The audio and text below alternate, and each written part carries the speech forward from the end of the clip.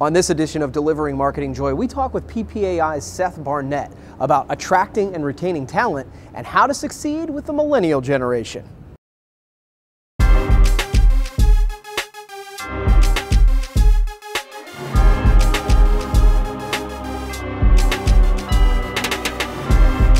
Hi there, and welcome to another edition of Delivering Marketing Joy. I am your host, Kirby Hasseman, and I'm very excited to have Seth Barnett join me today. Seth is the new Diversity Development and Engagement Manager at PPAI, and that's a lot of letters and a lot of syllables, and I really appreciate you being here, Seth. Absolutely, thank you. Absolutely. So let's dig into that that title, right? That's a new role that you've taken on at PPAI, Promotional Products Association. Tell us about this role and why it's important.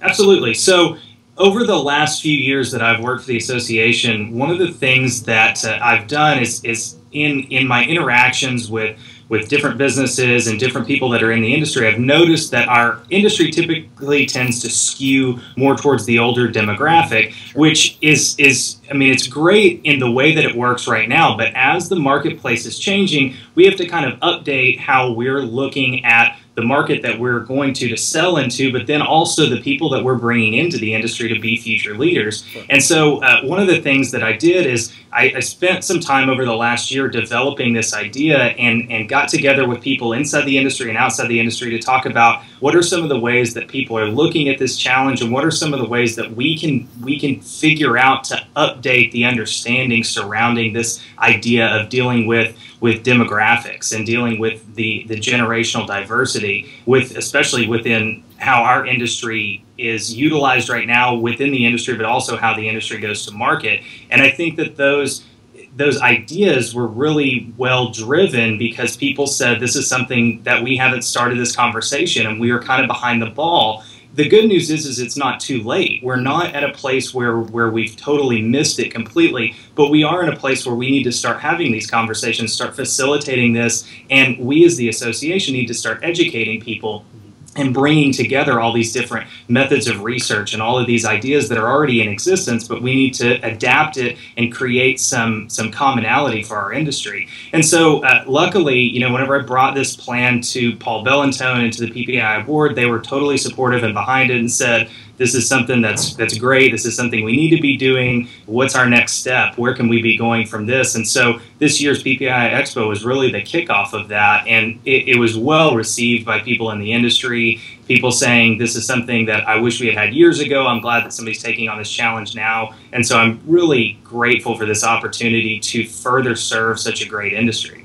Yeah, absolutely. And I think, you know, the key word you're hearing tossed around in kind of the change that you're alluding to is the millennial generation that's coming into the industry and becoming our buyers. So one question I had for you based on your new role is, what are some keys as you see it to attracting millennials to any organization, but promo organization? And I think that's a great question because we have to tailor ourselves a little bit differently because we are a unique industry. The way that we go to market is very unique and it differs from so many traditional avenues that are out there. And I think one of the things that we've got to do is simply educating those outside of the industry about who we are. But, you know, something that I've heard so many times over the last few years is that we're this closely kept, closely guarded secret. And I think that we can't do that anymore. And as much as people have maintained operation under that sort of umbrella, it just can't exist anymore. And we've got to be able to get out there and share what we're doing in the marketplace and share what we're doing to future leaders. And so one of the things that we're going to be doing is to encouraging people within the industry, but then us as an association is going to be reaching out to universities and starting to educate students about what the industry is, who we are, what the opportunities within it are. And the way that I've explained it is if I go in and I'm talking to a marketing class that's 100 students, and out of that, one student says, I want to get more involved, I want to be, you know, I want to work in the industry. I want to be the next best distributor, whatever it may be. Okay, that's great. That's awesome. I'm glad that we captured their attention. But the other 99, that's not a failure. That's 99 future marketers that now know about the promotional products industry, something that before that hour they didn't know about. Right. And so I think that as we develop the idea of bringing people into the industry, it's not just physically bringing people in, but bringing in the idea of who we are, and not only doing that, but helping to maintain the supply chain. There's so many things, there's so many ways that especially younger people have been geared to go to market for promo that they tend to skew from the traditions of this supply chain. And it's something that I've seen it as very valuable, and I know that we want, as an association, we want to protect that. We want to protect the supply chain. The only way to do that is to educate others. And so I think being able to get out there and educating people about who we are and why this industry exists and why it needs to continue to exist in the same way that it is right now is really important. Yeah, no, it's fascinating to me as the promotional products side of marketing really hasn't been a big part of, in my experience, the education. So I love that you guys are doing that. I think that's super important, and I'm glad you are championing that cause. So what are some things established organizations, folks that have been maybe in our industry or in any industry for a long period of time, what can they do to quickly improve their culture so that they can retain talent of any age? Absolutely. Well, the idea of culture it seems so specific. It's, you talk to people that say, I think we have a great company culture. And the truth is, I think the truth is that you really can't define culture. You really can't define what a company's culture is. And a couple of years ago, and I've said this before, but Paul Bellantone came to our staff and said, let me know what you think about our culture here and what you think identifies or defines culture. And I got back to him and I said, in a perfect world, we've got 80 people inside our building. You would get 80 different responses about what culture is, because culture is different to everyone, especially whenever you're talking about generations.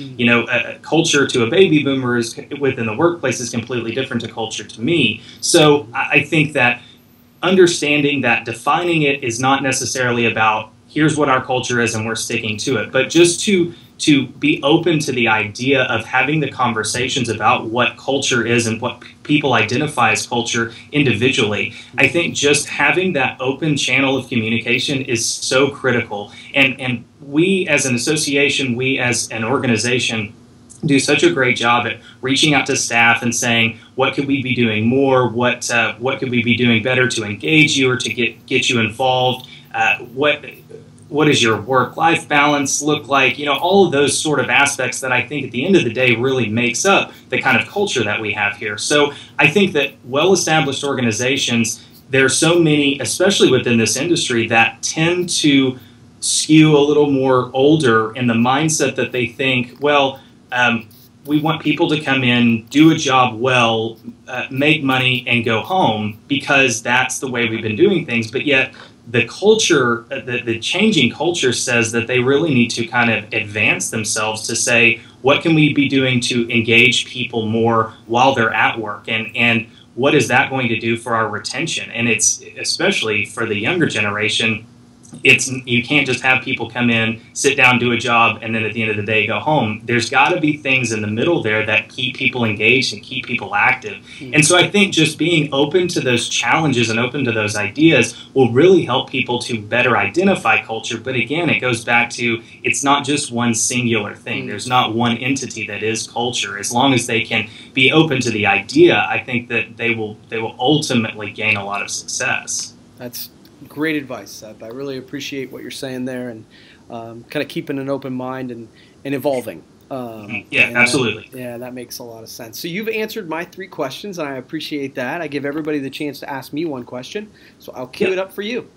Absolutely. So one of the things that I started to talk to people inside the industry, and then especially younger groups when defining this role and this new idea for our industry, is talking to people about what their brand is. And it's not necessarily what their company brand is, but what their brand is as a person and how they relay themselves out to others. You know, with all the advancements in social media and people being so present, I really wanted to encourage people, not just younger people, people of all generations, to think about what their personal brand is and tailor their personal brand to what they see as themselves as being successful. So what is some advice that you could give to people specifically within this industry about updating or challenging their personal brand?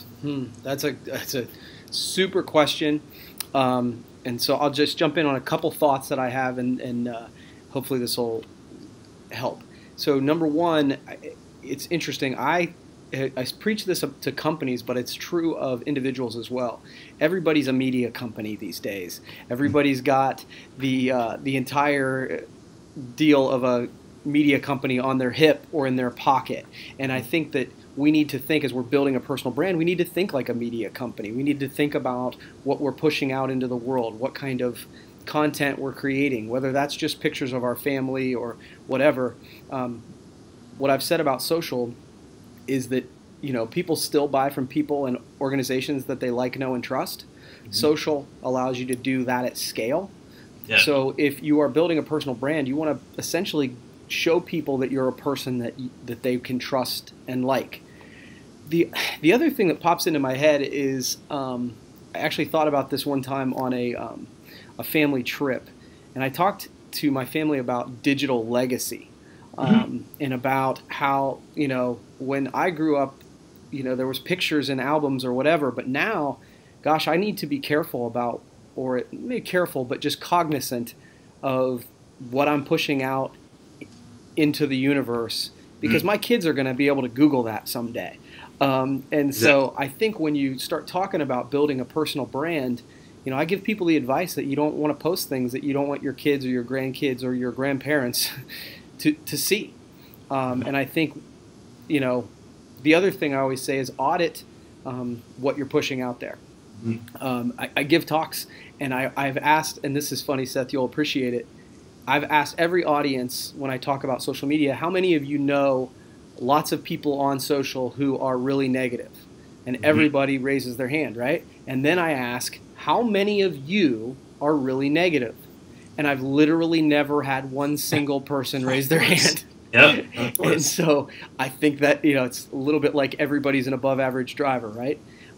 So what I say is go back and audit your posts.